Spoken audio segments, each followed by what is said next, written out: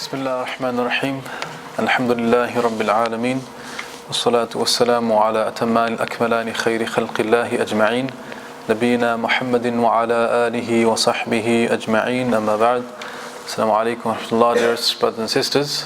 And welcome to the continuation of Tafsir Surah Luqman. We've reached the part where Luqmān alayhi salam's advice to his son, that's filled with, subhanAllah, so many lessons and benefits for us all, has now begun. We've taken the first two verses of that piece of advice, verse 12, 13, and now, today inshallah, another two verses will be taken inshallah, verses 14 and 15. So let's begin with the recitation of this portion of the Quran.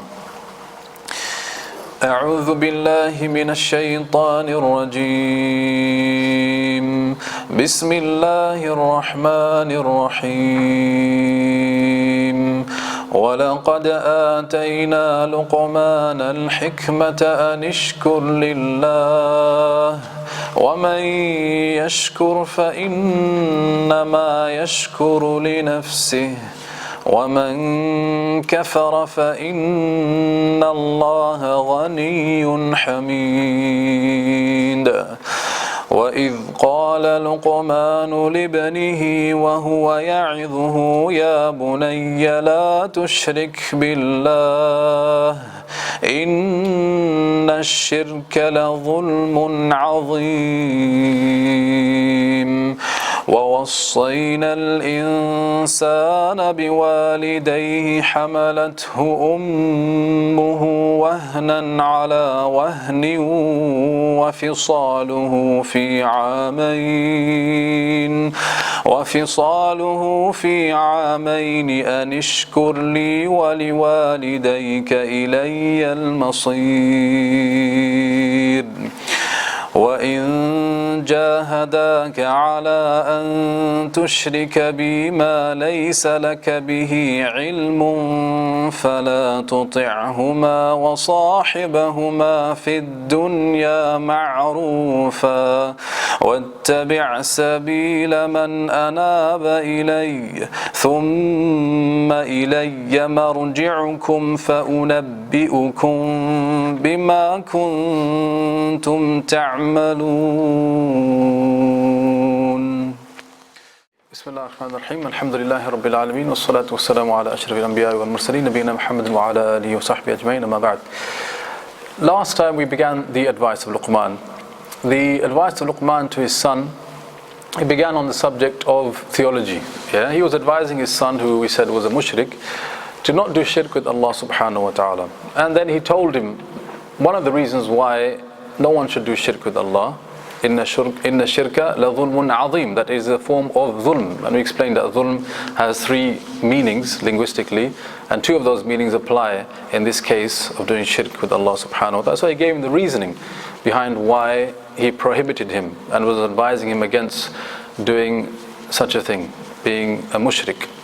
We spoke also about what shirk actually entails and the dimensions of shirk, and how, more importantly, it is prevalent in our times, maybe even more so than it was in previous times. So the pertinency of these ayat really is something we need to be aware of. Now, it seems as though, that advice moves to another subject. In this ayah, verse number 14, Allah subhanahu wa ta'ala says, وَوَصَّيْنَا الْإِنسَانَ بِوَالِدَيْهِ حَمَلَتْهُ أُمُّهُ وَهْنًا عَلَى وَهْنٍ. Allah says that we have instructed, commanded man to be what? To his parents, to show bir to his parents. And then in particular his mother, who bore him wahnan ala wahn. We will take what that means later. وَفِصَالُهُ فِي عَامَيْنِ. And the weaning, meaning the breastfeeding period, should be up to 2 years. So it seems as though the subject matter is now changing. So first he spoke about right of Allah subhanahu wa ta'ala, and then he spoke about the right Allah has given to the parents over the child. However, as Ibn Āshūr mentioned in his Tafsir, both are in fact targeting the same point about not doing shirk with Allah subhanahu wa ta'ala. That's something we'll come back to after we take this ayah and the next ayah, so bear that in mind, because the question will be posed, which will be that how does this verse 14 and verse 15 actually serve as more of a reinforcement in the words of Luqmán, La tushrik billah, don't do shirk with Allah. This advice to be good to one's parents, in fact, in the context of this passage, is just reinforcing the very first thing, which is La tushrik billah, don't do shirk with Allah subhanahu wa ta'ala. We'll come to that and see if we can answer this question. Now, we'll start with the vocabulary. There's 3 words which we want to speak about here. First of all, Allah subhanahu wa ta'ala said, وَوَصَّيْنَا. Wa, this wa here is a continuation, meaning the continuation of the advice. وَصَّيْنَا. We have done وَصَّيْنَا. What does this mean? Wassa comes from the root of wasa. Wasa means to unite something. Wassa, with the shadda on the sad, it means to recommend. But not just to recommend and to advise, it actually means to impress upon someone, to command someone, to instruct somebody. So sometimes people translate this as we have advised upon man to be dutiful to his parents. That's not a correct translation, because wasa is far stronger than the original wasa. Okay, so here it is more a firm command. Wassayna al-insan, that we have instructed and commanded man regarding his parents. Okay, now the next word, wahn. Wahnan ala wahn. 2 wahns are mentioned in this ayah. Wahn, from the root of wahana, yahinu, it means to be weak, to be feeble, and to grow feeble. Okay, to grow feeble. And this is referring to the pregnancy stage in the life of a child. When the child is inside the womb of the mother, she experiences this thing Allah subhanahu wa ta'ala said, wahn. Yeah. And then the final word is masir. Ilayya al-masir. To us is al-masir. Masir comes from the root of sara, which means to reach a point. It can also mean to return to something. So al-masir, coming from sara, means the place of returning. The place of returning, going back to this place. Allah says, to me is al-masir, that place that you will reach, meaning that place that you will return to. Okay. Now, that's al-masir. Sorry, you need to see that? Al-masir. Also from masir we get ma'arikatul masir. This expression ma'arikatul masir, which means the decisive battle, because after this battle, whoever wins it, and he, if you like, goes back to his position, meaning he's the one that will be overcome by the other one, so he'll return back to his low position. Ma'arikatul masir, we get that expression. Okay, now for the tafsir. Allah subhanahu wa ta'ala said, وَوَصَّيْنَا الْإِنسَانَ بِوَالِدَيْهِ, that Allah has instructed, strongly commanded man biwaliday, to or by his parents. Al-Tabari said Allah subhanahu wa ta'ala here has commanded man to show bir, goodness or good conduct to his parents, both mother and father. This is something well known and said many times in the Quran. وَبِالْوَالِدَيْنِ إِحْسَانًا, expression you find many times in the Quran. Note here, biwaliday, both parents are being mentioned. Okay, both parents are being mentioned. Now, after mentioning the command to show good conduct to both of your parents, Allah then moved specifically to the mother. This seems to be the only verse in the Quran where Allah subhanahu wa ta'ala specifically ordered us to show good conduct to our mothers. Now, Allah subhanahu wa ta'ala told us the reason why. She deserves more good conduct from you than your father. 2 reasonings were given. Firstly, حَمَلَتْهُ أُمُّهُ, that his mother, حَمَلَتْهُ, bore him, meaning carried him during pregnancy, وَهْنًا عَلَى وَهْنٍ. Al-Tabari mentioned 2 views, وَهْنًا عَلَى وَهْنٍ. The first is, it's about one stage of weakness followed by another stage of weakness, followed by another stage of weakness. It's just a constant, if you like, stage of weakness after another. The mother, from conception, as the fetus starts to grow inside of her, she becomes weaker. In the beginning you have the morning sickness, and then the mother, she's being drained by the child inside as it takes more nutrition from her, so she becomes tired. Then the weight of the child begins to hurt the mother's back.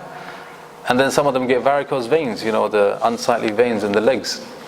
And then the delivery, even more wahan, on top of another wahan.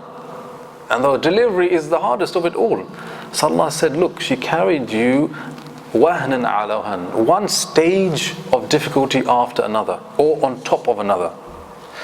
The second view is that the first wahan refers to the fetus. The fetus is feeble. The fetus is weak.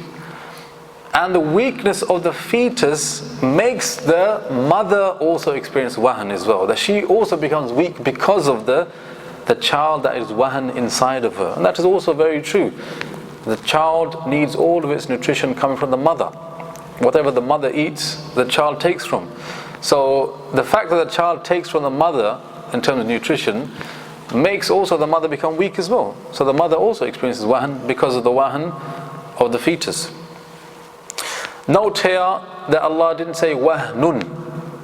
Allah said wahnan ala wahnin. This is the waw of hal, meaning she carried you whilst being in this state of gradual weakness. So the focus is on you. You are the one that brought about the weakness of your mother at that moment in time. While she was carrying you, she experienced much weakness, much discomfort, much pain. Okay. وَفِصَالُهُ فِي عَامَيْنِ. This is now the second reasoning. The reason why you should show your mother more good conduct, better behavior, better speech is because first she carried you in this state, and secondly وَفِصَالُهُ فِي عَامَيْنِ, that she breastfed you for a recommended period of amain, 2 years. 2 years. This is the recommended period after which the child should be moved off breast milk. So for this period of time, the mother, she gives the child breast milk. And breast milk is not just any ordinary milk. In fact, breast milk up until today is being recommended to be the best form of nutrition for the baby up until 6 months.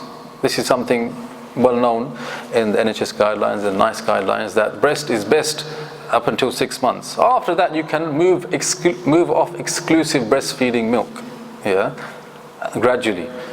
So Allah subhanahu wa ta'ala placed inside the mother something that benefits the child incredibly.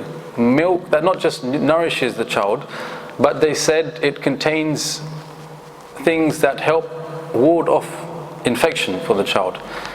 And the closeness the child experiences with the mother through breastfeeding creates a stronger bond as well, a more deeper love. And there are so many benefits of breast milk. We won't get into that right now. وَفِصَالُهُ فِي عَامٍ. So that's another reason why she deserves more good conduct from you than the father. أَنِشْكُرْ لِي وَلِوَالِدَيْكَ. Now, maybe someone would say, well, if Allah is telling us about the parents here, then surely the ayah would end, show them gratefulness, and me as well.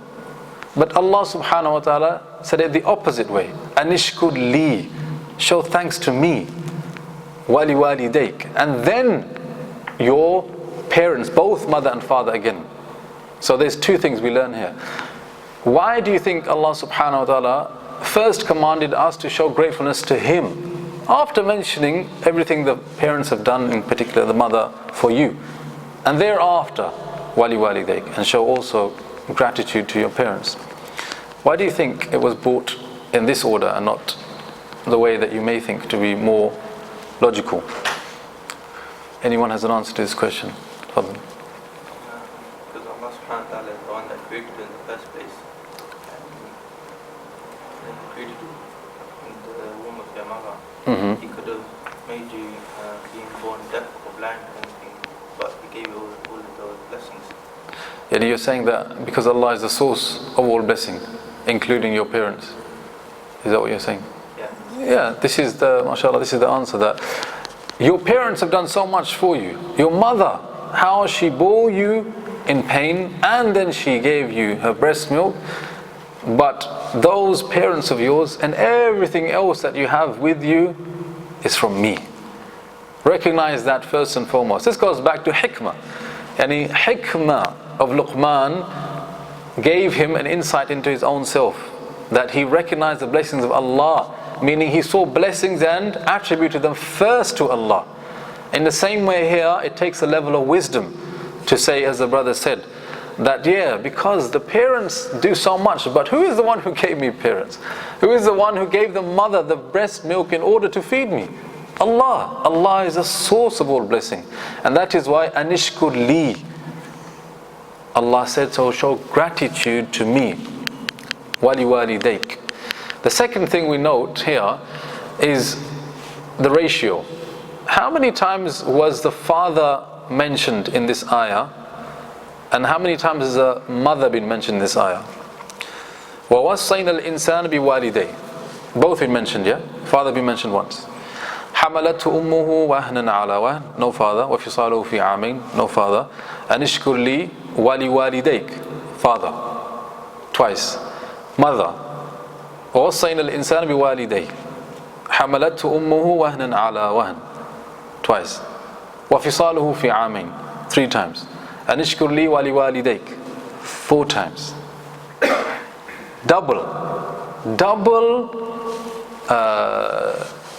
Double attention given to the mother over the father. Okay, we know that the mother does more for the child than the father. But in what sense? Okay, the fact that she bore him in pregnancy and that she breastfed him. Okay, so then what is the role of the father? And Allah mentioned the reasons why you should show gratitude to your parents and why you should show them ihsan, good conduct. But where's the father? Yani? Any indication of the father given here or before? What is the role of the father? What is the input of the father to the child? Is it mentioned anywhere since the beginning of the advice of Luqmán? The brother said that like Luqmán, what was he doing as a father? Giving his son tarbiyah. Giving his son tarbiyah. The role of the father has already been mentioned. Look at Luqmán. وَهُوَ يَعِذُهُ يَا بُنَيَّ لَا تُشْرِكْ بِاللَّهِ. He was giving him tarbiyah. He was advising him. Yeah? He was advising him, nurturing him, developing him. That was the role of the father. To try and develop the child. Yeah, to try and develop the child in terms of the way he thinks, the way he behaves, the way he looks at the world. This is the father, already mentioned. Then Allah mentioned the mother later on. But there's a difference between the two. The mother, this comes naturally to her. She has to bear the child in pregnancy. She has to feed the child. But the father, does he have to be a murabbi? Okay, religiously, yes, he has to. But is it as binding upon him? Does it come as naturally to him, his role, than the mother? No. It's difficult. That shows us that subhanAllah, the role of the father is something that a person needs to be very aware of. It doesn't just come naturally like it does for the mother. Rather, it is something that someone needs to focus on. How should I be a good father to my son and my daughter? What exactly should my role be towards them? What should my plan be with them? How should I be? What milestone should I have in my mind about how I want to raise them up? What do I want to teach them? What do I want to advise them about? What do I want to be when they grow up? وَلَقَدْ آتَيْنَا لُقْمَانَ الْحِكْمَةِ. Look at Luqmán. His priority was to teach his son about Allah's greatness, about his relationship with Allah. And later on, that advice moves then to manners, conduct, behavior with others around them. Okay? So the role of the father has been mentioned, but it doesn't come as naturally as the role of the mother. Okay. Now this verse ends. أَنِشْكُرْ لِي وَلِوَالِدَيْكَ إِلَيَّ الْمَصِيرِ. إِلَيَّ الْمَصِيرِ what link does Allah saying, and to us is the return, have to do with the commandment to show bir to your parents? What's the link between Allah saying, and to us is the final return, and telling us that we have enjoined upon man to show bir to his parents? What is the link here? Okay, very good. The brother said you'll be held accountable. Yani wassayna, we have given you a command, and there will come a day where we will take you to account for that command. Yeah, we will take you to account for that command, whether or not you did anishkur li wali walidayk. Yeah, we will take you to account for this wasiyah that we have given. Okay.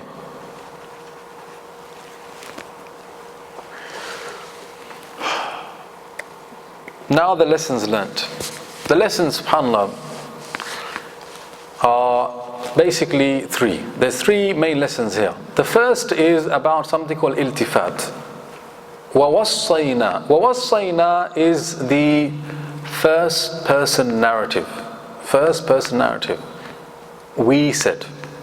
Yeah, meaning Allah subhanahu wa ta'ala said. But before that, وَهُوَ يَعِذُهُ يَا بُنَيَّ لَا تُشْرِكْ بِاللَّهِ, it was in the third person narrative. It was about Luqmán saying, doing things. He spoke to his son. He gave him a maw'idah. He told him, don't do shirk with Allah. Then all of a sudden a switch. Third person to first person. And we have enjoined upon man to show bir to their parents.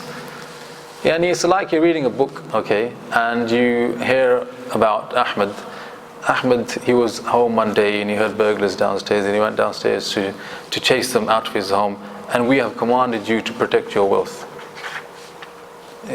What happened there? All of a sudden just switched. The subject just switched, and the person speaking just switched. What happened there?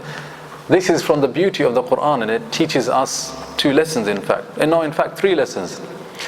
وَوَصَّيْنَا. Allah said, okay, that's Luqmán, what he was doing. But now we are going to speak. We are now going to speak and relate to you another command. This command is to do with your own parents. So, number one lesson, it shows us the significance of the command to be good to our parents. How so?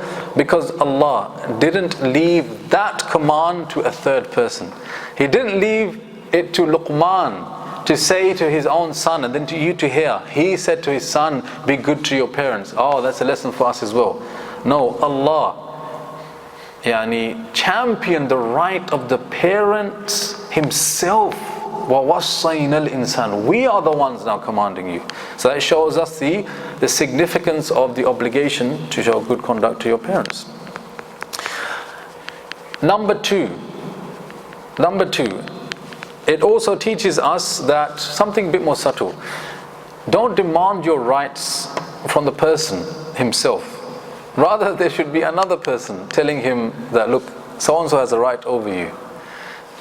And if Luqmán, the father, said to his son, you should be good to me, I'm your father, and he wouldn't come across as very good. Why? Because there seems to be a personal interest there. Yeah, you are my father, that's why you're telling me to be good to you.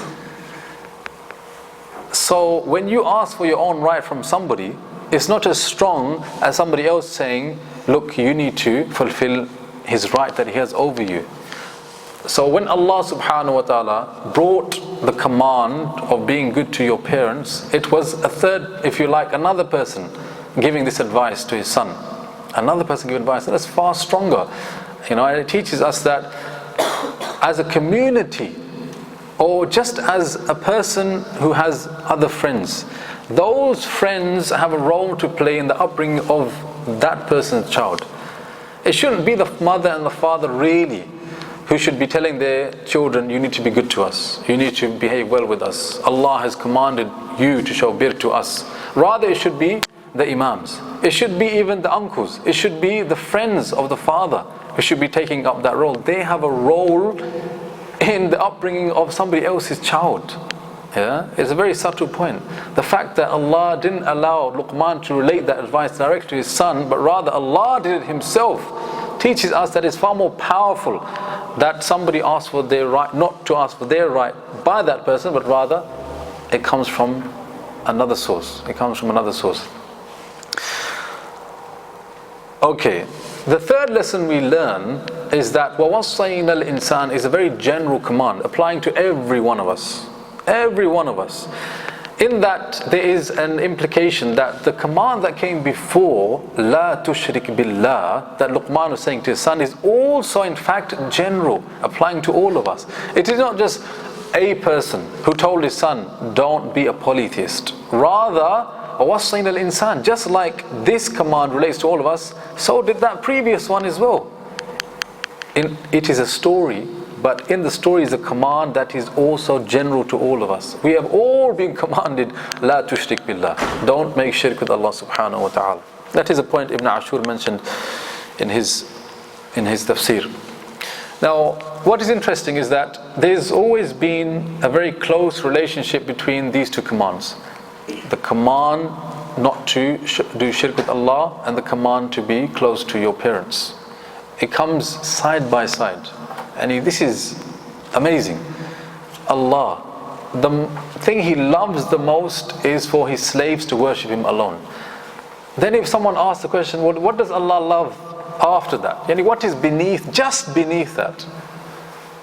وَوَصَّيْنَا الْإِنسَانَ بِوَالِدَيْهِ, that Allah loves after that, that the children show good behavior to their parents. And straight after that, it is mentioned in more than one place. This is one place. We have, for example, in Surah Al-An'am, أَلَّا تُشْرِكُوا بِهِ شَيْئًا وَبِالْوَالِدَيْنِ إِحْسَانًا. Allah said, and they should not make shirk with Him in any way, shape or form. وَبِالْوَالِدَيْنِ إِحْسَانًا, and to the parents is ihsan. In Surah Al-Isra, وَقَضَى رَبُّكَ أَلَّا تَعْبُدُوا إِلَّا إِيَّاهُ وَبِالْوَالِدَيْنِ إِحْسَانًا. The same thing again. And we have decreed or commanded, your Lord has commanded that you do not worship anyone save Him. وَبِالْوَالِدَيْنِ إِحْسَانًا, and to the parents is ihsan.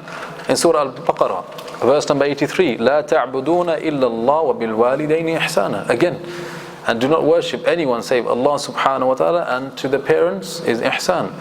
And then in Surah An-Nisa, وَاعْبُدُوا اللَّهَ وَلَا تُشْرِكُوا بِهِ شَيْئًا وَبِالْوَالِدَيْنِ إِحْسَانًا. Subhanallah. So many times in the Quran, Allah spoke about the greatest commandment, not to do shirk with Him. And immediately after that, not in another verse, in the same verse, same statement, وَبِالْوَالِدَيْنِ إِحْسَانًا. And in that there is a tremendous sign how much Allah loves and what it means to Allah for a child to show good conduct to his parents. In one hadith reported in Sunan al-Nasa'i, class as Sahih by Shaykh al-Albani rahimahullah, a man came to the Prophet ﷺ and he said that, look, I've come here to give you bay'ah, meaning I've come here to fight by your side. And imagine a man, he came from far away just to fight alongside the Prophet ﷺ. By coming to see him and meet him and believing in him, he became a Sahabi. But not just become a Sahabi, he wants to go and fight by the side of the Prophet ﷺ. But then he said, I came to you in order to give you bay'ah, meaning to fight alongside you, but I left my parents crying. They cried because I left them. Look at what the Prophet ﷺ said to him. He said, go back to them and make them laugh just as you made them cry. Subhanallah. Go back to them, and not just go back to them so they'll stop crying. No. And you make up for that hurt that you caused them. فَأَضْحِكْهُمَا كَمَا أَبْكَيْتَهُمَا, and make them laugh just as you made them cry. Amazing. The Prophet ﷺ went to that extent that you harmed them this much, you make sure you make up for that harm. You made them cry, now make them laugh. And the command to be good to the parents, subhanallah, is so high. It cannot be overstated. Okay, so this is, we've taken these lessons now. Iltifat, we said the 3 lessons we learned from Iltifat. The mother's role, we said here, and next to the father's role we mentioned is tarbiyah, and the obligation of birr towards the parents coming straight after the command to obey Allah, to worship Allah alone. Okay. The next verse now. Verse number 15. وَإِن جَاهَدَاكَ عَلَىٰ أَن تُشْرِكَ بِي مَا لَيْسَ لَكَ بِهِ عِلْمٍ. Allah said, the first word will take وَإِن جَاهَدَاكَ, and if they strive against you. The word for strive used here was jahada. Jahada comes from a root of jahd, to strive and to labor. From jahad we get the word ijtihad, which means to exercise scholarly judgment, meaning you really push yourself to try and find the right answer based on the knowledge that you have. That is jahad, ijtihad. This here is jahada. Jahada, okay, it can mean either to fight, okay, or it can mean to put a great deal of pressure on someone. A great deal of pressure on someone. So Allah subhanahu wa ta'ala here said, وَإِن جَاهَدَاكَ, if they put a great deal of pressure on you, both of them, jahada, both of them in the Jew, put a great deal of pressure on you in order that you tushrika bi, that you make shirk with me, مَا لَيْسَ لَكَ بِهِ, something that you have no knowledge of whatsoever, فَلَا تُطِعْهُمَا, then in that case you cannot obey them. وَصَاحِبَهُمَا فِي الدُّنْيَا مَعْرُوفًا, then Allah said, and do musahaba.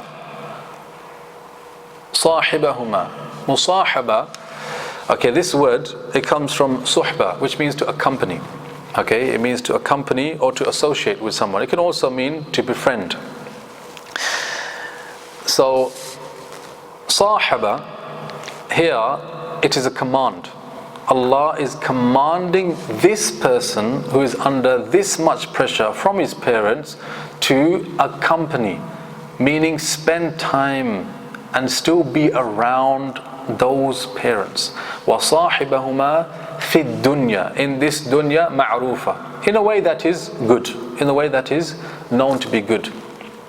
That is the second word. And the last word, وَاتَّبِعْ سَبِيلَ مَنْ أَنَابَ إِلَيْهِ, and then a second command, وَاتَّبِعْ, and follow the sabil, the way of who? Man, the one, anaba ilay, the one who has done anab to me. Anab comes from root of nob. Nob means to represent, to be an agent.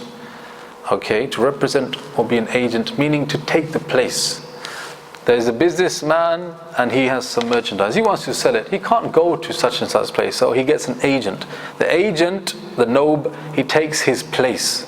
Okay, and that is why anab, it means to go back, turn back. Yeah, because this person, he's just an agent. The actual merchandise goes back to the real businessman. Okay, so Allah said, follow the way of man anaba ilay, the one who has turned to me, the one who has turned to me. This is just the vocabulary. This is not the tafsir. Okay, now the tafsir. This verse was revealed due to an incident that happened during the life of the Prophet ﷺ with one of his companions, Sa'd ibn Malik. Sa'd ibn Malik radiyallahu ta'ala an, he became a Muslim in Mecca. Okay, now when he became Muslim, his mother was still a mushrika. When she found out, she wasn't happy, and she took an oath that I will not eat or drink until you renounce your faith. And imagine your mother saying that she's going to starve herself and unless you renounce your religion. An immense amount of pressure. وَإِن جَاهَدَاكَ. Now what did he do? He went to his mother. He went to his mother and he pleaded with her, don't do this. He took food for her, he took drink for her, and he said to her, look, drink, just drink, eat. But I cannot. She said no. After one day she said, I will not until you renounce your faith. Now when she said that, he said, my mother, if you had 100 souls and they began to depart one after the other, I would never leave this religion. Imagine the expression he used. If you had 100 lives and you lost them one after, I saw you dying 100 times, I would never ever give up. La ilaha illallah. Now when he said that, was on the second day, she was very feeble and very weak. But when she heard that from him and saw the conviction in his eyes, she said, okay, no problem. And she began to eat. So she gave up. But subhanallah, the pressure that he was under, and she was literally emotionally blackmailing him to give up Islam. And he was a new Muslim. He was a new Muslim. And this is something that many reverts face. They become Muslim and they are ostracized by their friends and their family, and sometimes even disowned by their own parents. وَإِن جَاهَدَاكَ. That situation is being spoken about right here. وَإِن جَاهَدَاكَ عَلَىٰ أَن تُشْرِكَ بِي مَا لَيْسَ لَكَ بِهِ عِلْمٍ. Allah said, in that situation where you are being compelled by none other than those parents that I've just told you have such a high rank over you, in that case, فَلَا تُطِعْهُمَا. You cannot obey them. Meaning, when it comes to that particular request, you cannot say, okay, if that's what you want, Mum, I'll do it. But Allah didn't leave it there. Allah then mentioned advice. What should someone do in that situation? وَصَاحِبَهُمَا فِي الدُّنْيَا مَعْرُوفًا. That you should instead, after saying no, I can't do this particular thing, continue having a good relationship with them. وَصَاحِبَهُمَا فِي الدُّنْيَا مَعْرُوفًا means if they live somewhere nearby, go and visit them. Don't say, how can you ask me to do such a horrible thing? I never want to see your face ever again. No. Even though they may make your life difficult, when you go around there, they may mock at you. She wears a hijab. Now what are you doing wearing hijab? You're in niqab. How dare you come in my house wearing niqab? No. You can't, because of that, say, forget it. To hell with it. No, you have to continue to strive, and at the very least have musahaba, meaning accompany them, be around them, spend a little bit of time with them. Fit dunya. Notice how Allah added fit dunya. Why do you think Allah mentioned fit dunya here? Why? Because of course they're here with you now. Yani wasahibahuma. I'm going to do that now. I'm not going to do that in any other time. So why do you think Allah subhanahu wa ta'ala explicitly said fi dunya? Yes. Very good. In fi dunya is an unfortunate indication that your parents, however much you love them, will only be with you here. They disbelieved in me, they will never be with you in the akhirah. They will be away from you, and you will be away from them. Subhanallah. وَصَاحِبَهُمَا فِي الدُّنْيَا مَعْرُوفًا. Ma'rufa is a very general term. Ibn Āshūr said ma'ruf is something that anyone, any sensible person point to and say, you know, that's a good thing. Look at him speaking to his mum in a nice way, that's a good thing. He's brought some flowers, he's treating her well. It's a good thing. No one would ever say this is a bad thing. This is ma'ruf. The fact that Allah used such a general word, because they are non-Muslim. They are disbelievers. So it means you have to be general in the way you are with them. You have to be good in the way you are with them, and what they appreciate as being good is what everyone appreciates as being good. It is ma'ruf, something well known to be good to every single person. Now the second piece of advice for this person who's in this problem. وَاتَّبِعْ سَبِيلَ مَنْ أَنَابَ إِلَيْهِ. Now, وَاتَّبِعْ is ittiba'. It means to follow. But this is one word, ittiba'. This is one command. The previous command was صَاحِبَهُمَا. This is musahaba. So what is the difference between ittiba' and musahaba? Musahaba means to accompany. Ittiba' means to follow. So Allah said, when it comes to the parents that are disbelievers, asking you, making your life a misery because you're a Muslim, then do musahaba. But whilst you have to go and spend time with them, I want you to do something else. Wattabi', follow, adhere. Adhere. Don't just be around good people. No. Wattabi', follow them. And who? Man anaba ilay. Those people have already turned to me. Meaning those people that have strong iman in me, have a good relationship with me, are good people committed to the religion. Those people you should follow. Al-Razi, rahimahullah, said musahaba is to do with the jasad, the body. Physically be around them. Physically be around them. But ittiba' is to do with the aql. It's to do with the mind. Allah is saying you will be influenced badly by your parents, so just be around them. When it comes to the good company, then follow them. Open up your mind to them. Be influenced by them. Yeah, you need to purify yourself from this element here. This is a bad element. But you have to deal with it in the appropriate way. You can't cut yourself off. They're still your parents. You have to be around them. But in order to compensate for that bad influence, follow those that have turned towards me. Man anaba ilay.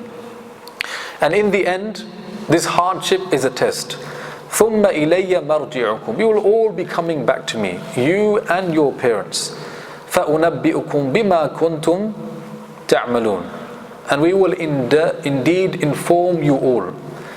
If you've done good deeds, we will inform you about them. If you've done evil deeds, we will inform you about them. Everything that you did, Allah subhanahu wa ta'ala will take you all to account, you and your parents. Ibn Āshūr said, the word here, ilayya marji'ukum, contains wa'ad and wa'id. Wa'ad and wa'id. Wa'ad is a promise, wa'id is a warning. It's an address to both those parents. Are you seriously going to make your son or daughter's life a misery because they're Muslim? Ilayya marji'ukum. You're going to come back to me. Meaning you will be punished for that. And son and daughter, you're going through hardship. Ilayya marji'ukum. You're going to come back to me. I'm going to reward you for all of this hardship. That's a wa'ad. That's a promise I'm giving you. Yeah? Wa'ad and wa'id found in marji'ukum. Okay. To end now, the lessons. The first lesson, as mentioned by Ibn Taymiyyah rahimahullah, is that in this verse there is a proof for ijma'. Ijma'?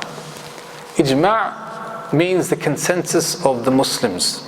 The Muslims agreed that such and such is part of the religion, or such and such is being obliged by Allah subhanahu wa ta'ala. Something that has not explicitly been already mentioned in the Quran and Sunnah. Yeah, something that hasn't already been mentioned explicitly in the Quran and Sunnah. So the sources of Islam are the Quran and Sunnah, and then ijma', things that the scholars all are in agreement about. And then you have another source which is called qiyas, analogy. Yeah, analogy based on the Quran and Sunnah. So where in this verse is there an indication that Allah subhanahu wa ta'ala wants the Muslims to take ijma' as one of the sources of Islam?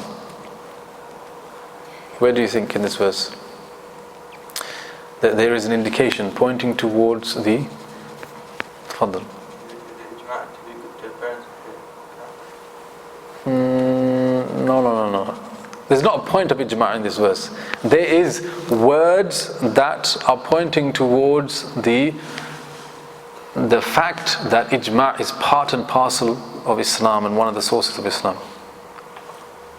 Follow the way of him who turns to him. Yes, very good. وَاتَّبِعْ مَنْ سَبِيلَ مَنْ أَنَابَ إِلَيْهِ. Follow the path of those that have turned towards me. Meaning, if all the Muslims have turned towards me on this point, then you also have to follow them as well. وَاتَّبِعْ سَبِيلَ مَنْ أَنَابَ إِلَيْهِ. The fact that they've all come together in agreement that this thing is haram or halal, it means you have to follow them in that way. Why? Because ijma' is something binding upon everybody. Yeah? Ijma' is something binding upon everybody. So if there is an ijma' on something, then wattabi', you have to follow that. You have no choice in the matter. Yani Allah subhanahu wa ta'ala, as the Prophet said, would not allow the whole ummah to be misguided altogether on anything about the religion. How could that be when Allah said, فَاسْأَلُوا أَهْلَ الذِّكْرِ إِن كُنْتُمْ لَا تَعْلَمُونَ? That if you don't know, ask the people of dhikr, meaning the scholars. So if all Muslims have been misled on this point of Islam, then who is there to ask exactly about what's the right opinion about this? If all of them have been misguided, yet Allah said, ask people of knowledge if you don't know, how can the two come together? Surely some would know. Surely some would know, right? Anyway, there are many proofs in the Quran pointing towards the legislation of ijma'. We're not going to go into that now. That's the first lesson. The second lesson is how to deal with the non-Muslim family. Okay? Allah subhanahu wa ta'ala here gave us some guidance. Musahaba. Musahaba is to do, as Razi said, with the body. That you need to be around them, okay? They deserve a minimum from you. And these are not just any parents, these are the worst category of parents, because they want you to do the worst thing, which is to renounce your faith in Allah subhanahu wa ta'ala and the Prophet sallallahu alaihi wasallam. So this is the minimum. This is not the maximum. This is at the very minimum, a person has to try and spend time with those parents. Be around them, talk to them, tell them about their life, see how they're doing, and if they need, for example, care, to care for them. If they need financial help, to financially help them, etc., etc., etc. This is a minimum.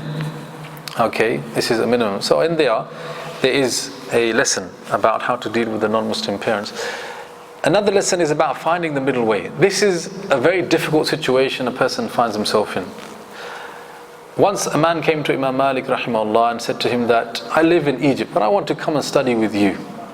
You are in Medina, and my father is here as well. And my father said, son, come and stay with me. My mother is in Egypt. My mother said, if you don't leave me. So my mother said, don't leave me. My father said, come here. What do I do, ya Imam? He said, don't leave your mother and be with your father. He said, what? Don't leave my mother and be with my father. Yani, how is that possible? Imam Malik rahimahullah is telling him, find the middle way. Don't think binary, either this or this, either this or this. No. The reality is, if you push yourself, think about it, take advice from others, you'll find the middle way. They asked you to do shirk. No, they didn't just ask you, they're forcing you to do shirk. You can't do that, but there's a middle way. وَصَاحِبَهُمَا فِي الدُّنْيَا مَعْرُوفًا. Be with them in this way, that you spend a bit of time with them, you accompany them, okay, you be around them, give them some time. But you can't go to that extent, and nor should you go to the other extreme, which is say, forget about it, I don't want anything to do with them, I'm not going to see them ever again. Find the middle way. There's another lesson there. And the final is about remedying bad influence with good. Okay, the fact is, many of us have so many avenues that we get bad influence from. For some it's the entertainment world, for others it's workplace, for some it's even friends. The fact is, you will never be able to eliminate all of those avenues of bad influence. True or not? There will always be some bad influence coming from one place or another. So the way you remedy that is by first marginalizing it, okay, trying to minimize that as much as possible, but you compensate for that. وَاتَّبِعْ سَبِيلَ مَنْ أَنَابَ إِلَيْهِ. Be around good people.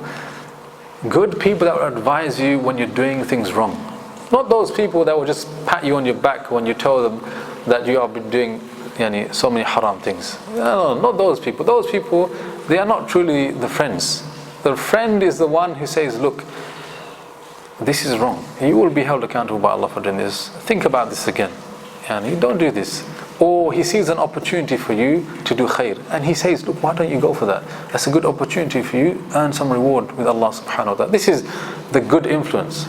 Now many times people avoid good influence because they think that the personalities of those people are very different to his. They're not those people, the ones that party around and they go here and there. No, those people, they're so dry. They don't have no jokes. They're not those people that have fun. No, I'm different to them. It's difficult for me. Maybe that's true. Maybe your personality is very different to those people. But what is at stake?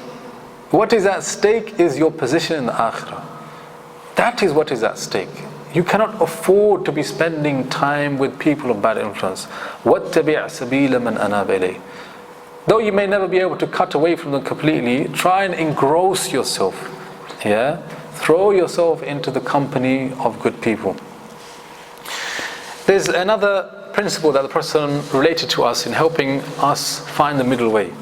In Sahih Muslim, the Prophet ﷺ said, لا طاعة في معصية الله إنما الطاعة في المعروف. That there is no ta'ah, there is no obedience. There is no obedience to be shown when it comes to the disobedience of Allah. If someone's telling you to disobey Allah subhanahu wa ta'ala, you cannot show them obedience in that particular matter. For he said, ta'ah, obedience is only to be shown in that which is ma'roof. So here an example. Let's take an example. A person takes a vow. he's going to, for example, make i'tikaf in the masjid for 3 days. This is not in Ramadan, outside Ramadan. You can make i'tikaf at any time. He says, I'm going to make i'tikaf at the masjid for 3 days. He's taken a vow. He said, I swear by Allah, I will make i'tikaf on this day. His father then says to him, I want you to do something for me on that day. I want you to take me somewhere, I want you to do something for me. So here's one wajib. The father asked you, requested you. Maybe he's even commanding you. Another wajib over here, the vow. The vow with Allah to make i'tikaf. So how should a person deal with this? There seems to be an apparent clash between one wajib and another wajib.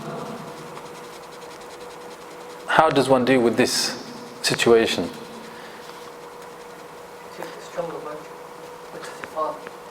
Okay, so the brother said you should take the stronger wajib. You should take the strong wajib. But even before moving to that, akhi, what do we just learn in this ayah? Exactly. Before we even go to that extent, yeah, let's get down to the technicalities. Which is wajib al-awwal and al-thani? No. Before you even get to the technicalities, let us look for the middle way. Can you speak to your father and try and rearrange this? Can you explain to him that this is difficult for me? And this should be the first thing on our minds. For some reason there's a dichotomy in our minds. When it comes to the deen, it's either this or this. Either this way or this way. There's no middle way. There's always a middle way. And this is why having good relations with your parents helps you in doing khair for Allah subhanahu wa ta'ala. Because if your parents see that my son, he hangs around with decent people, he does good things, he takes care of me when I need him. So when he's going to ask me that, you asked me, Dad, you requested I do this, is it possible for me to do it like this or at a later date? Most probably they will say no problem, because they're happy with you. If your parents are happy with you, they will allow you to do so many things. But if they are displeased with you, you behave badly with them, then when it comes to you wanting to find the middle way about other things which you want to do good, you'll find it difficult. True or not? Yeah, true or not? So being good to your parents, subhanAllah, has so many benefits. So anyhow, that example is just to fool you into giving me the answer. Sorry. Because really and truly, there will be very difficult to find a situation where there is a direct clash between this wajib and this wajib, where you need to make a decision, either this one or this one. So inshallah, we come to the end of the dars today. Subhanakallahumma bihamdika ashhadu an la ilaha illa anta astaghfiruka wa atubu ilayk.